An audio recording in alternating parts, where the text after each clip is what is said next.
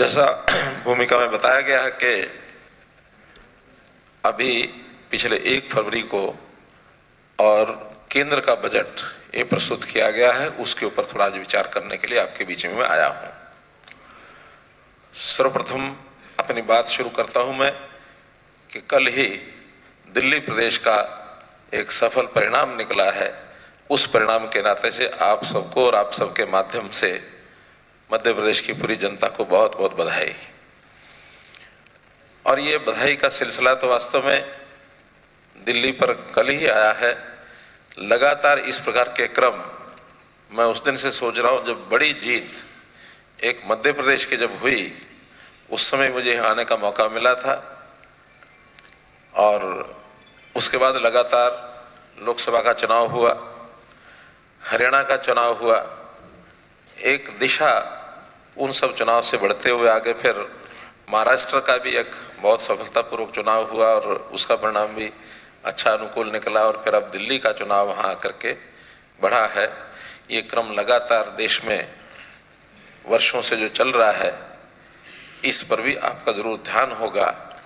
ताकि मैं इसलिए ध्यान करा रहा हूँ कि पत्रकार भी एक जागरूक नागरिक होता है, उस जागरूकता को इस माध्यम से भी आपके सामने रखना था, मैंने रखा है।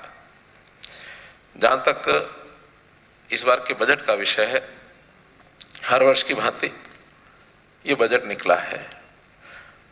जब इस बजट की चर्चा करता हूं तो मुझे याद आ जाता है कार्यकाल आदरणीय नरेंद्र मोदी जी का, जो पार्टी संगठक के नाते से उन्होंने काम शुरू किए और बाद में फिर शासनिक प्रशासनिक के नाते से, चाहे वो गुजरात के मुख्यमंत्री रहे हों या देश के प्रधानमंत्री रहे हों, लगातार मैं 1996 से, यानी आज लगभग 28 साल हो गए हैं, मेरा उनका संबंध है।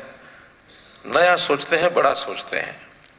और नई और बड़े सोच की कल्पना 1996 में तब होती है जब वो हरियाणा में हम लोगों ने इकट्ठे काम किया, मैंने उनके साथ काम किया, तो पार्टी के नाते बड़ी बड़ी बातें भी उन्होंने हमसे सोचवाई और हमने उसको किया। उसी का परिणाम है कि हरियाणा में लगातार तीसरी बार शासन बना और 15 साल यानी शासन को इस टर्म के साथ होंगे और आगे भी ऐसे ही बढ़ेंगे।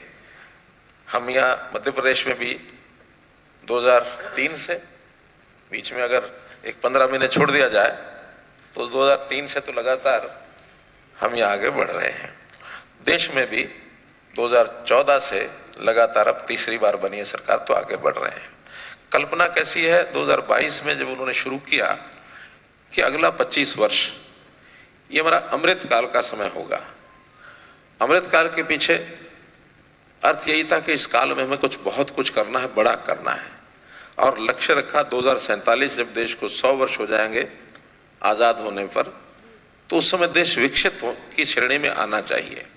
विकसित श्रेणी की अपनी कुछ विशेषताएं होती हैं, कुछ टर्म्स होती हैं, जिसके कारण से देश अभी विकासशील देश में है तो आगे विकसित कैसे हो जाए, उसी हिसाब से आगे एक एक कदम आगे बढ़ रहे हैं। और उसकी अगर मैं तुलना करूं 2013-14 से और आज 25-26 के बजट के साथ, तो 13-14 का बजट उस समय का आंकड़ा है 16,65,000 करोड़ रुपए का बजट देश का उस समय था, सब जो प्राप्तियां और व्यय है टोटल। आज जो बढ़कर के 50,65,000 करोड़ रुपया हो गया, अर्थात 3 टाइम्स। तो 3 गुना बजट 10 साल के अंदर बढ़ना, ये बहुत बड़ा एक मायने रखता है किसी भी देश के लिए। इस प्रकार की गति और किसी देश की सामान्यता है नहीं। एक फास्ट मूविंग इकोनॉमी, ये उसका द्योतक है कि किस प्रकार से आगे बढ़ रहे हैं। तो इस नाते से इस बजट की कुछ विशेषताएं हैं। एक तो नई स्कीमें, ये हमेशा वो लेके आते हैं आवश्यकता के हिसाब से, समय के हिसाब से। और पुरानी स्कीमें जितनी कारगर हैं उनको बढ़ाते हैं, उनको आगे उसका जितनी वृद्धि करनी होती है बजट में वो भी करते हैं।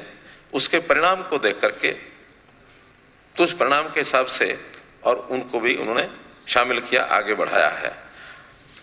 और हर वर्ग का उसके अंदर ध्यान रखने का उनका एक जो सिलसिला है, उसको मैं देखता हूं कि पिछले कुछ सालों से 4 वर्गों की बात करते हैं कि हमारी तो 4 जातियां हैं। और उन 4 जातियों को फिलोसफिकल एक शब्द प्रयोग करता हूं तो है ज्ञान। ज्ञान यानी जी से गरीब, वाई से युवा, ए से अन्नदाता, एन से नारी। तो ये 4 शब्दों से, 4 अक्षरों से ये जो इस चीज का उद्योग बना है कि हम गरीब कल्याण की बात करते हैं, युवा वर्ग की बात करते हैं, अन्नदाता की भी करते हैं, नारी महिला शक्ति इसकी बात करते हैं। उसी के साथ साथ अन्य क्षेत्र उनकी भी, जैसे मिडिल क्लास का विषय भी आता है, गरीबों के साथ मिडिल क्लास की भी चर्चा हम करते हैं,